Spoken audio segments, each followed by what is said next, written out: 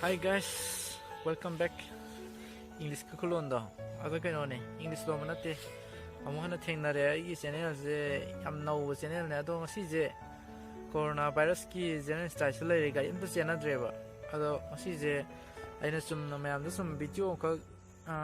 share tawning ba video je tai video nate se mayam tonga le video je kwai nuai to video ne do. Nuai to video je ai hairage khogi ai binocular am lay ko binocular je soklu de ka khibne soklu de ka kuji sahi ama fagre kuide masigi keno je binocular je do PUBG de ka hapna wa oi IDX ko hapa hapta bra de khang de sum hainai dana 2x IDX ka adu digi IDX man lay ko ado ai so tro ke yo adu digi zum te sam tau je ba son lay ba lay ba sing je son lay sing je zoom test tauziba aduga tungda leirisisu khoi army camp ne ado hapet test macham tause aduga tiasu tause adu ngasai di aina flight ma pai giba mathakta ko aina video footage amla hoiba adu zoom test ko ado khara dum yabne ado yengaje ado hujiki binocular do hana show tawrage aduga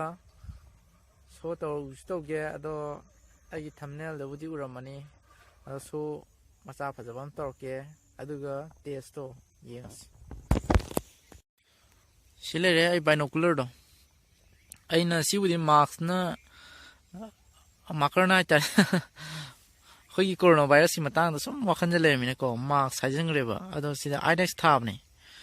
si thab ne to IDX thai na ko I into I tin thai ko Sekar di kuide sahi ama di fare ko masilian se horen yinga se horen oina si dai di udre ko ado fazana aigi keno si ta hapage magi khogi hapna ba clip yore ko clip si zo magi tripod ki hapam du su tekre ado fare clip se sidai leisal lage aduga test tu yinga si poti dum yam ne si binoculars mathau yam taw aina nungdang na tha yem kan da ya mo ta bne po ado aina nungdang camera test tor ga di yeng re ado camera de tha da phajana naksan mangam do pare guys adu mam you see location na ji khoi gi waiton gi khoi mobile gi hatare ne khoi infal style ko khoi pangai gi training to no kan no da pham da adana ala reta asida ne mo gi training to ja sida yam khap ne ado mo gi khoi gi training to gi mo gi ka tare mo gi house side dra ado house na ala re dele house le yang ka hena sema di wede ado ai ge seng do sum nungaiba ha bam le ko mam guys mam khoi dai deslar mag na taga sida gi mo nungaiba je dam ai yare ne khale hoi deslar do na khoi pasa pai ba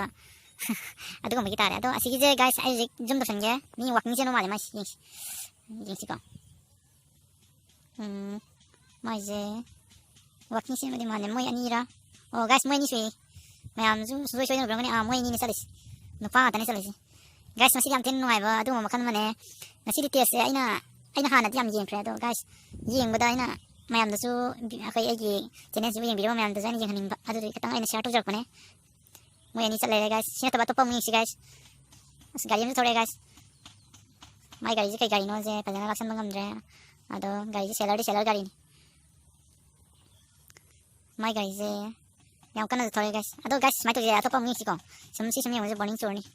yang macam nungai bani, ni mo ni kerja le, saya gaya tu kai thore, oh si thore, gaya no kerja ni yang je, aduh guys, macam cerita yang saya training, saya ulang betul, aduh, ada tu gaya yang thore, oh saya tu gaya yang thore macam, guys macam dayo malam macam, aduh gaya tu kan thore, yang mesti macam yang ni je, atau macam yang ni macam juga kami nak ruat atau, yang berapa, macam tu berdua apa. Terus mai sim ucar ke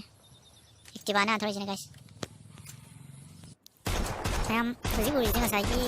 ching adone do aina kodom chela pet mayam da share to jigi baching done ado sum to ya ba mai location yeng asi yeng to si are se kari na san male center la chari mi ra khalu bane do chum to gi to san di chum to ji adam pazar re san ne khang le ma gi figure do guys sigi ching je sai gi ko gi ami le baching done do pet jomara pet torom ge do kuina to di kenom khalani ado mam share to jole ji smara pajing je yeng nungai be do gi share to ne ale re guys moi mi ya me moi se ko gi warm tàu mà phải làm training cái instruction tàu mà chúng tăng tàu kia đây đấy bây giờ mình guys rồi chỉ để dọc quỷ solo rồi chứ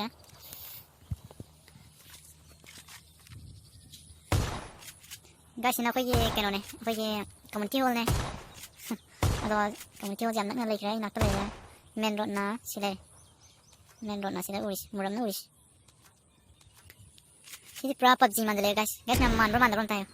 sige comment habi mo PUBG ki kana to IRX 2X ka scope than na malong gani sila ga man isong tora di kapna no idong wali guys ado guys PUBG ki kogi ado mo ngji siyam ba yani video siyam yani no idong wali video siyam ai focus ke kain siya lejin oh sila guys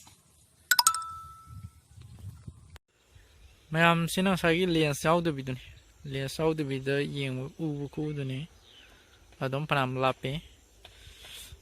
adom army sing dona silere moy al sebai lere khadum lape khadum yeng mam nuai ba adugum zum makhalamani binocular ni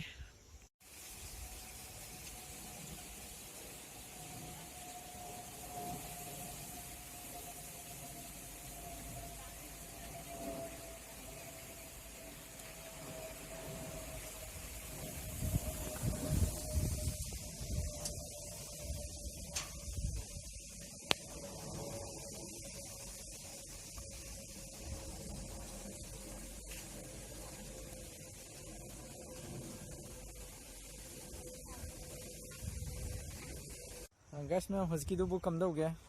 IRX की test तो अदो खतंग नुआई बदी वाला मने अदो आई जो असारे timing दो खरा लेट्रे टाइमिंग दो खरा आई जे थबक खरा इसें सेलो रे अदो फरे हज़की दो नुआई ते दो खतंग कमेंट हाइबिरमो दो काइना नबा या थंग निजरी मथंगी वीडियो दाउं थेंगनारसी बाय बाय